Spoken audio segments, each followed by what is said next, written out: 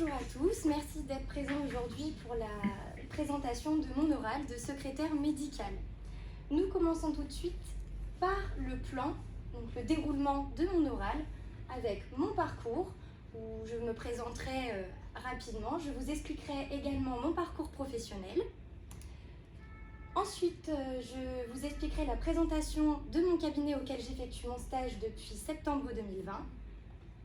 Je vous expliquerai également les compétences que j'ai pu acquérir au long de ces 6 mois, mes difficultés et mes solutions trouvées, et nous terminerons ensemble par mon bilan.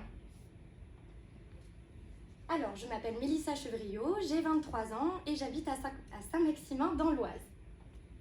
En 2017, j'ai obtenu un bac professionnel commerce que j'ai effectué en alternance dans le centre à Juvisy-sur-Orge, donc c'est le centre ACPPAV, et dans une pharmacie située à Viarmes dans le 95. Donc j'ai obtenu mon diplôme en juillet 2017.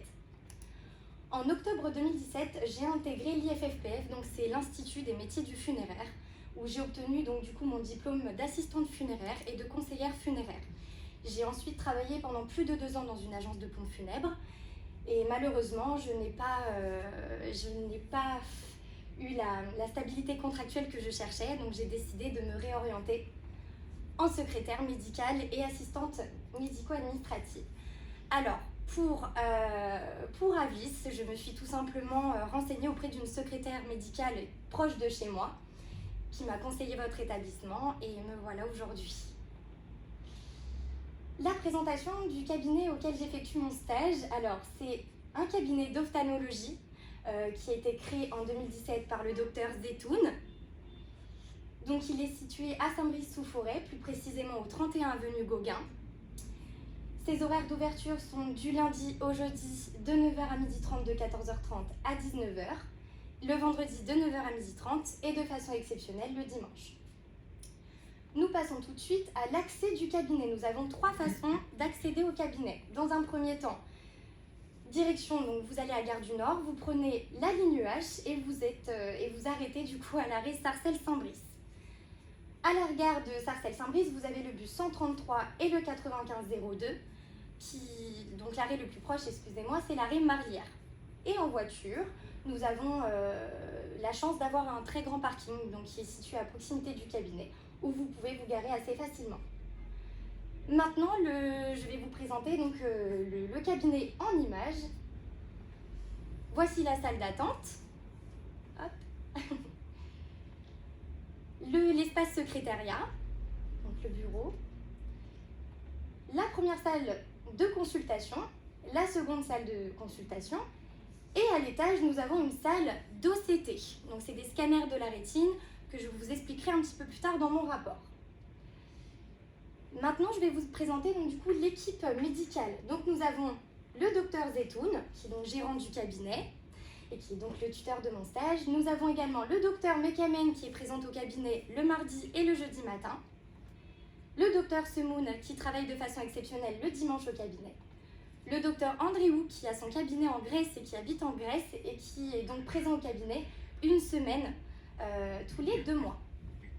Nous avons également ma collègue Alexandra Pichon et moi-même. Pour le logiciel Studio Vision. Le logiciel Studio Vision a été créé en 1993 par le docteur Zetoun lui-même, avec l'aide de ses enfants. Il a été dans un premier temps créé pour des ophtalmologistes et aujourd'hui, nous comptons plus de 3000 praticiens qui utilisent donc ce logiciel. Il est connecté en réseau sur tous les postes de travail au cabinet. Donc il est facile, il est très simple d'utilisation, même pour les débutants en informatique, il est très simple. Il a des fonctions comme la création de la fiche patient, les lectures de carte vitale et les mises à jour, la gestion de l'agenda et la comptabilité. Et d'autres fonctionnalités, bien évidemment. Nous passons tout de suite donc, à mes compétences. Ma première compétence a été la préparation de mon poste de travail. En septembre 2020, le docteur Zetoun m'a confié les clés du cabinet. Donc j'ai pour mission d'assurer l'ouverture et la fermeture du cabinet. Une fois que j'ai ouvert le cabinet, j'allume les lumières du secrétariat, de la salle d'attente et les salles de consultation. Je récupère ensuite les caisses, les 2 téléphones sans fil et le TPE. J'allume les ordinateurs des salles de consultation, puis l'ordinateur de l'espace secrétariat. Et enfin, pour la fermeture, je fais tout en chemin inverse, mais j'assure l'entretien du cabinet. Et je ferme le cabinet. L'accueil physique. Alors, l'accueil physique, dans un premier temps, le patient arrive au cabinet. Il se présente à l'espace secrétariat, où je lui demande confirmation de son rendez-vous, je lui demande son identité, ses coordonnées et des documents tels que la carte vitale et la mutuelle. Je le laisse patienter en salle d'attente. Ensuite, il passe en consultation avec le praticien présent au cabinet. Et enfin, je procède au règlement qu'on verra un petit peu plus tard dans l'oral. L'accueil physique pour les OCT, c'est exactement la même procédure que précédemment. Donc l'OCT, excusez-moi, c'est une tomographie par cohérence optique. Donc c'est des coupes anatomiques fines par balayage laser. Donc c'est un scanner qui permet de diagnostiquer très rapidement des pathologies telles que les DMLA, les glaucomes, les cataractes. Donc voici l'OCT. Et donc, pour en revenir précédemment, l'accueil physique se passe exactement de la même façon, mais en plus, je demande l'ordonnance de prescription, parce que ce n'est pas forcément le docteur Zetoun qui prescrit l'ordonnance, mais ça peut être un autre praticien. Donc pour que le docteur présent ait un suivi, je scanne sur la fiche patient l'ordonnance, je lui administre des gouttes de midriaticum, donc c'est un collyre qui permet de dilater les pupilles du patient et donc faciliter l'examen. Je le laisse patienter de nouveau en salle d'attente, et une fois que le patient passe en consultation pour l'OCT, je procède de nouveau au règlement. Nous avons maintenant l'accueil téléphonique. L'accueil téléphonique, nous avons principalement des appels pour la prise de rendez-vous. Nous pouvons avoir aussi des appels pour des renseignements, par exemple des questions que les patients peuvent poser sur leur ordonnance de prescription. Donc je prends note évidemment, je demande au docteur Zetoun et enfin je rappelle le patient pour lui donner toute réponse. Les services tels que les duplicata, je peux avoir des duplicata d'ordonnance, de lentilles ou bien de lunettes. La création et la mise à jour du dossier patient. Comme je vous l'ai dit précédemment, je demande des documents tels que la carte vitale et la mutuelle au patient.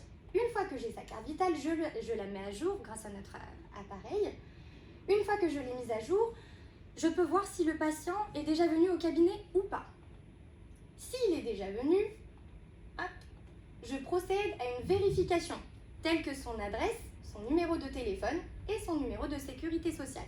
Pour toute modification, je retourne sur sa fiche et enfin je modifie. Si le patient n'est jamais venu, grâce au logiciel de Studio Vision, je crée sa fiche. Donc, comme vous pouvez le voir ici, excusez-moi, nom, prénom, adresse, numéro de téléphone et numéro de sécurité sociale. La fiche est donc créée. Les tâches administratives diverses. Alors, il est parfois possible d'avoir des patients qui sont pris en charge à 100% par la sécurité sociale pour leurs frais médicaux, mais aussi pour leur transport. Donc, dans ces cas-là, nous pratiquons les bons de transport. Souvent, les patients nous demandent avant de venir en consultation, je viens en ambulance ou en taxi, pouvez-vous me faire un bon de transport? Nous avons, comme je vous l'ai dit tout à l'heure, les duplicata d'ordonnance également. Donc, je vais sur la fiche patient, je regarde si l'ordonnance est encore valable, parce que nous avons 2 ans, et j'envoie l'ordonnance par mail au patient. Nous avons les certificats également. Par exemple, il y a certains parents qui n'ont pas le choix de prendre des rendez-vous sur les heures d'école. Alors je leur propose de faire un certificat qui justifie la présence de l'enfant au cabinet. Nous avons le tiers payant que nous pratiquons depuis janvier 2020. Donc le tiers payant, c'est une prise en charge globale des frais médicaux grâce à la sécurité sociale et à la mutuelle. Donc nous pratiquons cette télétransmission grâce à la FSE, donc la feuille de soins électronique. Nous cochons les cases adéquates et on fait une télétransmission. Grâce à ça, le patient n'a pas de frais à avancer et c'est donc le médecin qui est remboursé directement. Il est possible parfois, en faisant cette télétransmission, que la mutuelle ne nous règle pas correctement pour diverses raisons, telles qu'un bénéficiaire inconnu ou autre. Dans ces cas-là, je fais des relances d'impayés. La gestion du cabinet. Alors, excusez-moi, mes difficultés et mes solutions. Ma collègue Alexandra Pichon m'a donc accompagnée pendant plus de 2 semaines et donc après j'ai dû gérer le cabinet toute seule. Ce qui a été compliqué pour moi, c'est lorsqu'il y avait 2 médecins présents. Il fallait donc gérer l'affluence des personnes pour ne pas les laisser trop attendre dans l'espace secrétariat. Il fallait que je scanne les ordonnances pour les OCT, que j'administre du triaticum, que je réponde au téléphone, que j'appelle le prochain patient à voix haute et que je procède au règlement. Ma solution a été tout simplement de rester calme un maximum et de réorganiser mon poste de travail grâce à une petite astuce où j'ai tout simplement pris 2 feuilles où j'ai écrit les 2 noms des médecins et chaque patient qui se présentait donc à mon bureau, je posais sa carte vitale sur la fiche correspondante. Ça m'a permis de séparer en 2 les consultations.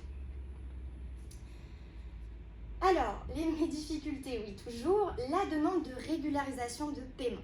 Donc, c'est suite au tiers payant qu'on a vu un petit peu avant.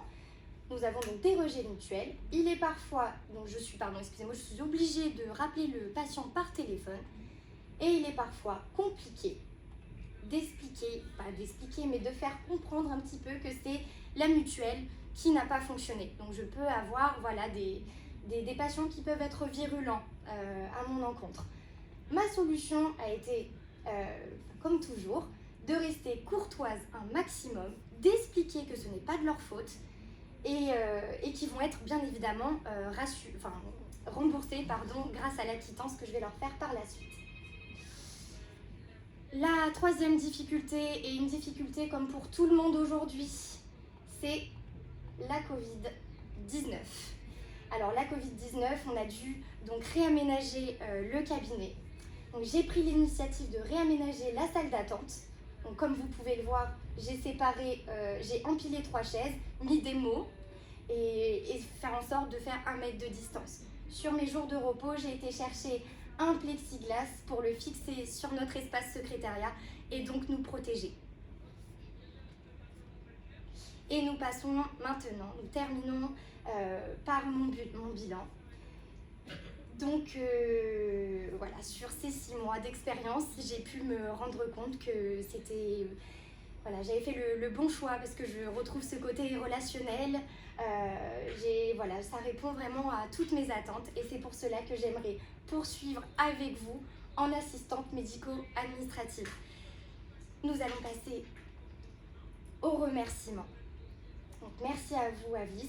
Merci pour tout, de m'avoir accueilli, accompagné dès le départ, d'avoir trouvé un employeur très rapidement. Et puis, merci à tous les professeurs d'avoir gardé aussi une dynamique importante, même en visioconférence, ce qui n'est pas évident pour tout le monde. Donc, merci à vous. Je tiens à remercier le docteur Zetoun pour sa patience, sa gentillesse et le fait de nous transmettre tous les jours son savoir-faire. Donc, merci à lui. Et enfin, à ma famille et mes amis.